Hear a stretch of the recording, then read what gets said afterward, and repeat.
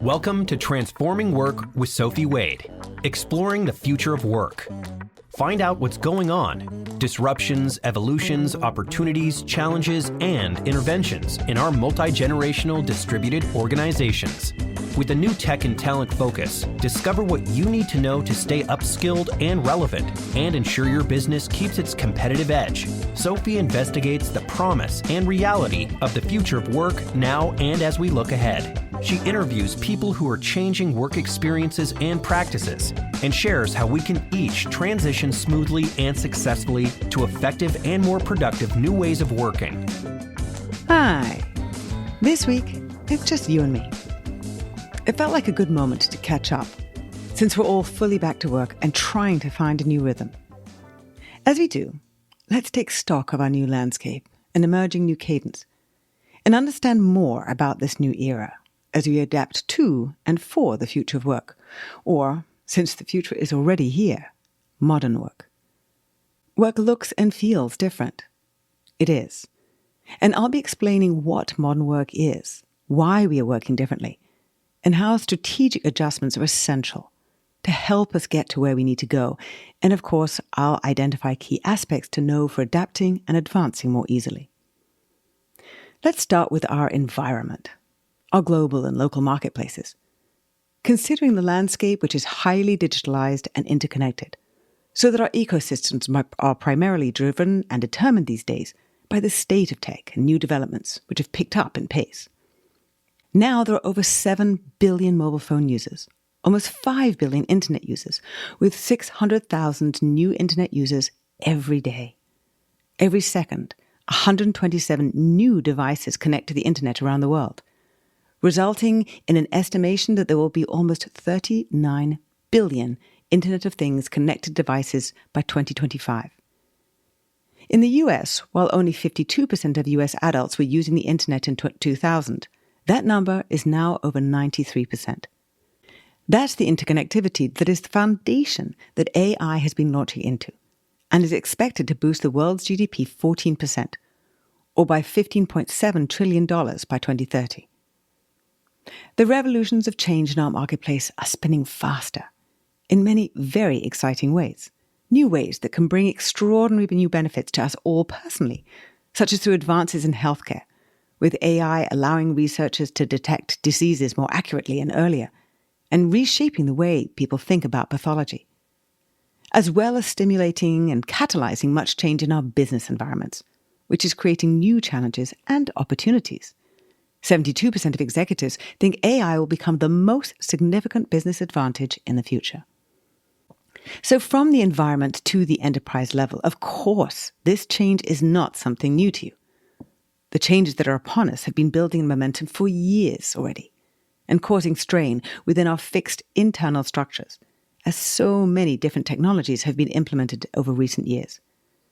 But AI is the most visible and anticipated to generate significant additional change. Around 4 out of 5 companies consider AI a top priority in their business strategy. According to IBM, 35% of businesses have already embraced AI.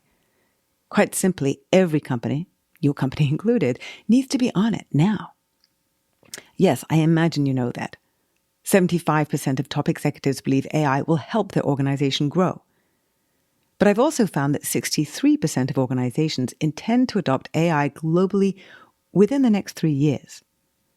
At the current rate of change, I recommend starting now. Pervasive digitalization, generating ongoing, multifaceted changes have been pushing our organizations to make essential strategic shifts to run our businesses with more operational flexibility, whatever our sector, industry, or country. It may well be the new technologies are causing your customer base to change, who they are, or how you reach them and serve them, with what, how, and in what way.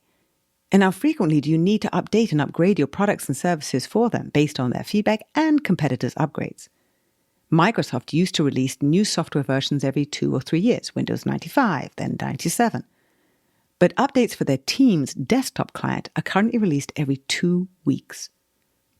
As you respond to meet these demands and updates, we've been automating what repetitive tasks we can, but then also leaving ourselves with an increasingly large portion of non-routine work, So that's grown 40-fold over the last 20 years.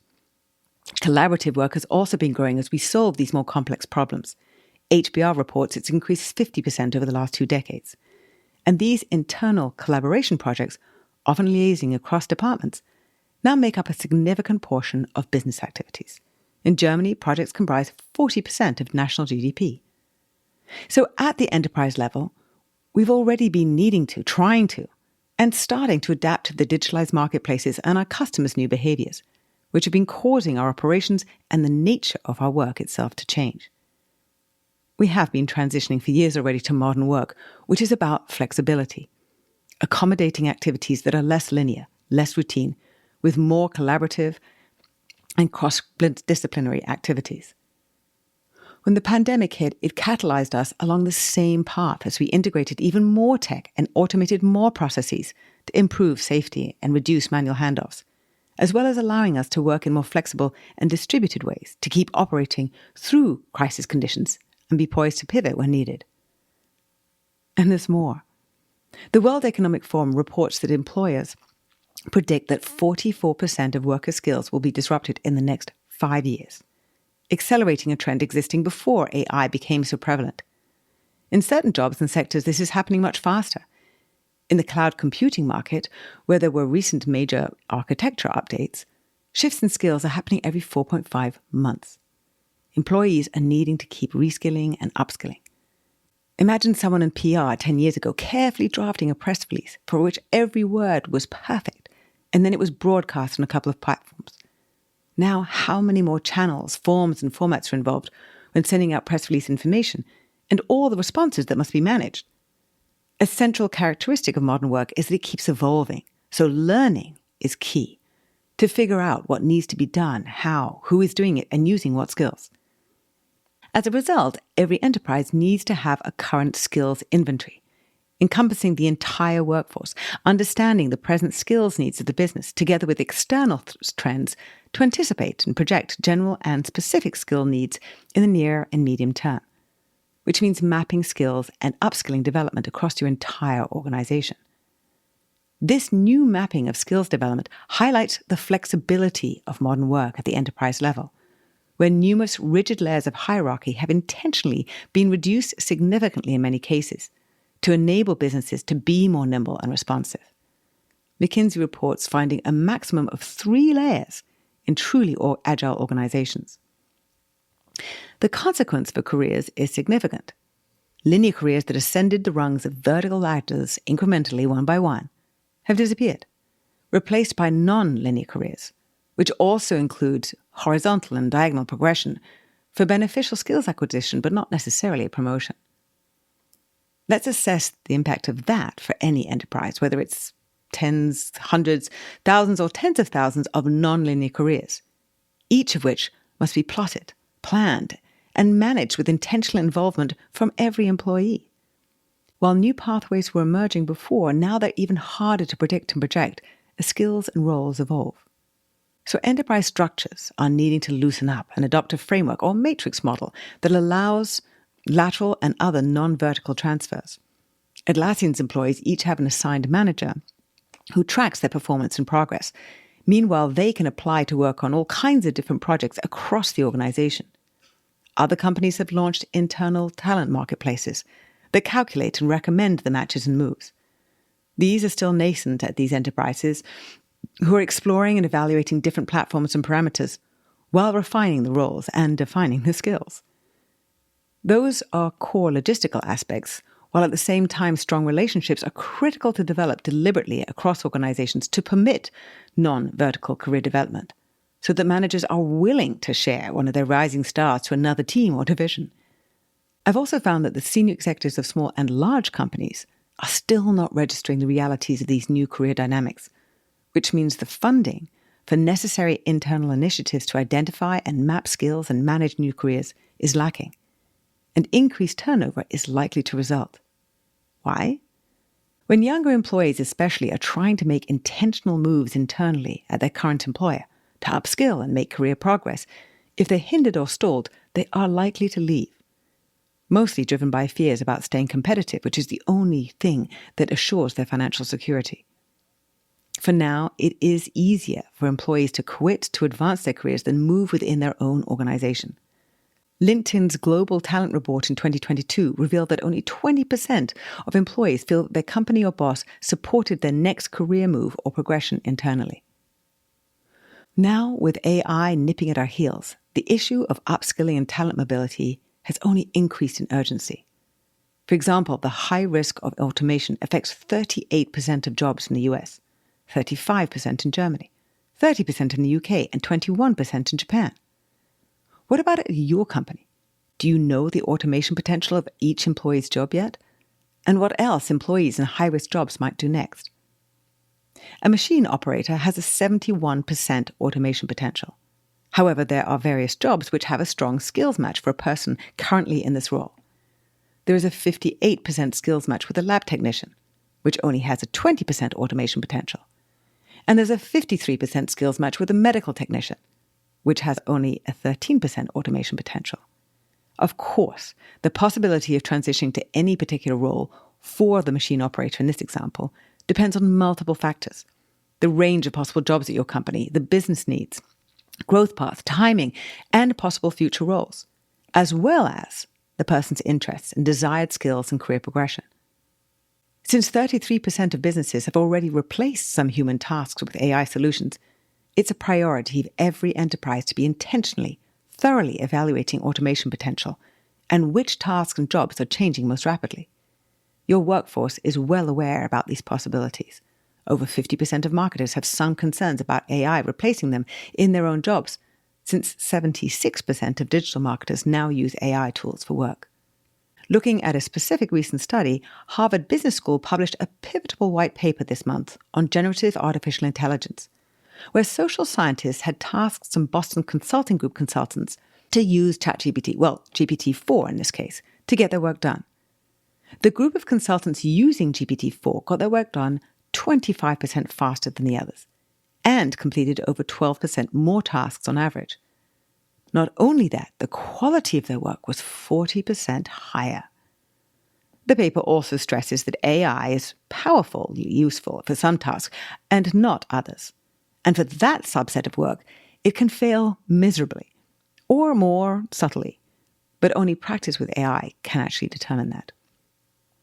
So with the brilliantly easy and accessible user face of ChatGPT that launched in November 2022, every enterprise has been launched into an even more accelerated cycle of change. During this period of rapid AI R&D, steep learning and experimentation, to compete, it's imperative to be stimulating expansive, creative thinking and encouraging employees broadly to explore new ideas and options, as new AI applications and use cases are proliferating rapidly. To get your business where it needs to be able to keep up with current developments and be poised and primed for the future landscape and opportunities, whatever they may be, the core of your strategic focus hones in on your employees. The future of work is tech-driven, but talent-focused. Workers are the ones utilizing, experimenting, and implementing the powerful new technologies to innovate for the future of your business, which is why the emphasis of modern work is human-centric. We need to be understanding each other better as we work more closely together in teams at a faster pace with more unknowns and clearly anticipating more disruption ahead for many of us. Empathy is essential in modern work, giving us each ability to understand others' perspectives and connect with their experiences.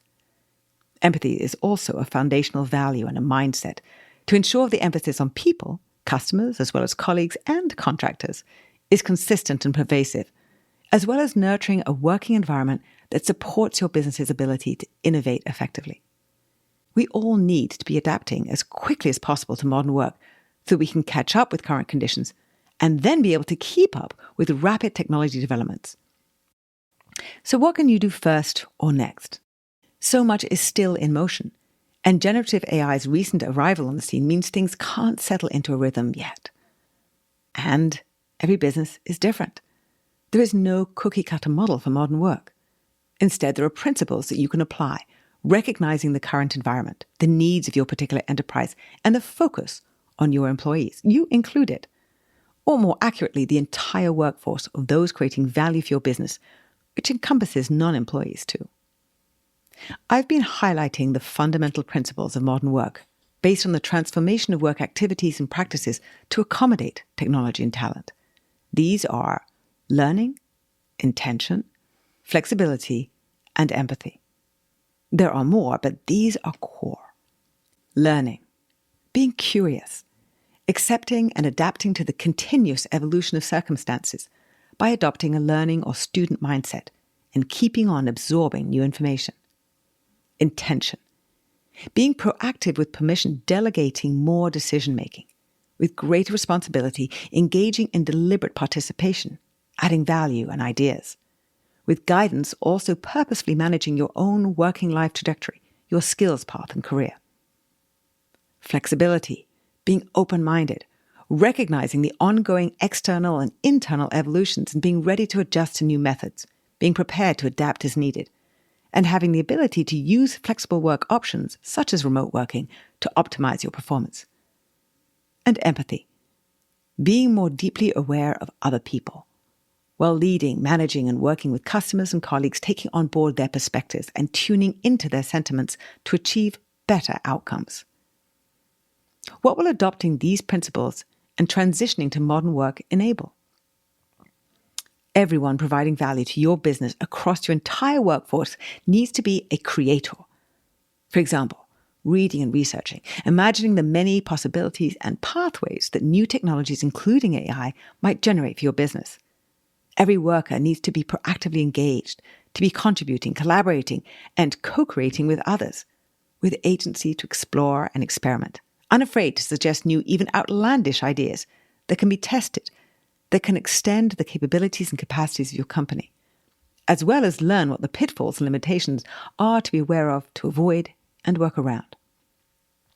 Your company's creators, including you, need to be thinking outside the box, perhaps thinking of AI as the box, the black box, both leaning in towards it and stepping back from it, taking a first principles approach to figure out what inputs might be fed into the box, how to best use it. I find the box image quite symbolic, representative of where we are, how we've been operating, working in a box, and in a way that was defined and rigid and structured. Now we need to be thinking and operating and working flexibly outside that box, while the insides of the box become the black box, mysteriously opaque, extraordinarily powerful, and ever-changing. How do you get people thinking so expansively, feeling secure enough to push their boundaries, especially to stimulate that creativity with an external environment that is characterized by uncertainty and change? That is one of the many reasons why empathy is a fundamental principle of modern work, to be able to nurture a strong culture with timeless values, also including other important values such as trust, inclusion, and integrity that connect employees wherever they're working. These values anchor employees so they can feel safe and have a sense of belonging. These values allow employees to nurture deep relationships internally and externally. These values provide guidance for their behaviors, choices, and interactions while moving at a faster pace with more autonomy to respond to customers. And when grounded and connected by a cohesive culture that is human-centric, employees can feel safe enough to think creatively, push their mental boundaries, be thinking not only outside the box, but also beyond the defined parameters of their current role. And let's consider what that really means. There is much discussion about the net impact of AI likely creating more jobs than are lost. However, during this transition period, millions of jobs will be shifting significantly, and with many likely changing dynamically as more and better uses of AI keep emerging and are implemented. It's important to realize that encouraging your team to use AI, you're not just asking them to try and augment their capabilities, but participate and be instrumental in changing what they do, even disrupting their own jobs, never minding that having a ripple effect on others on the team. 66% of marketers think AI helps them create content that is as good or better than humans do. It's not just about feeling creative or feeling safe to take risks, but feeling safe to take risks that could impact their own futures. 60% of marketers do feel positive about the rise of AI, for now. The intention is to recognize that employees are aware of these possibilities and have a range of reasonable feelings in response that can help and hinder their work. Clarity and transparency are a couple of other important principles of modern work, but that's for another time. Leading with empathy prompts thoughtful consideration of everyone's experiences during this period of transition, which is the key emphasis. Elevating empathy also acknowledges a different approach to workers, understanding and valuing them as creators who are human beings utilizing machines to our advantage.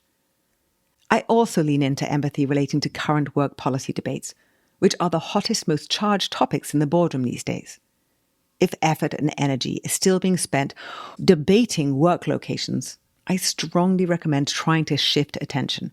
We have so much on our plates, all of us, and time is better allocated to creating the strategic framework and operational environment that will allow your company, that will engage your employees to be able to respond to the myriad of emerging possibilities. So what can you do starting tomorrow to advance the transition to modern work? Be curious and open-minded about what you're doing, how you're doing it, what other ways there are to do things that you might not have thought of. Ask colleagues and team members for their ideas and recommendations. I'm sure they'll have many. Try them out. Explore new possibilities. A curious outlook primes you for learning, flexibility to accept changing conditions, and empathy for others' views. And you can certainly do that with intention. For this episode, I had 3 objectives. First, to explain and describe modern work, which does feel and is different. It is broadly about strategic innovation, adapting to the new environment and the combination of your enterprise and employees' needs. Secondly, that modern work is tech-driven and human-centric. It is both customized for individuals and co-created, involving the collective contributions, the brain trust of your organization. And thirdly, yes, no surprise, to stress the importance of empathy. We are surrounded by change, which cannot provide stable and safe settings for people to be able to innovate or adapt easily.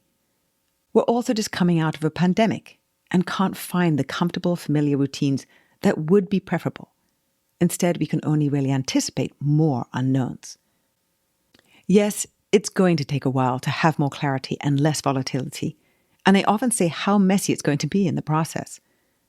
However, I am extraordinarily positive about where we're going and the comprehensively beneficial outcomes that result with strategic initiatives to adapt to modern work, for the benefit of our enterprises and employees, when each and every one of us is engaged in creating and co-creating together the extraordinary possibilities for our future. If you enjoyed this episode, please share it with a friend and like it. And even write a quick review wherever you listen. For regular video updates, curated useful articles, research and information, follow me on LinkedIn and sign up for my Work in Progress newsletter there. Until next time.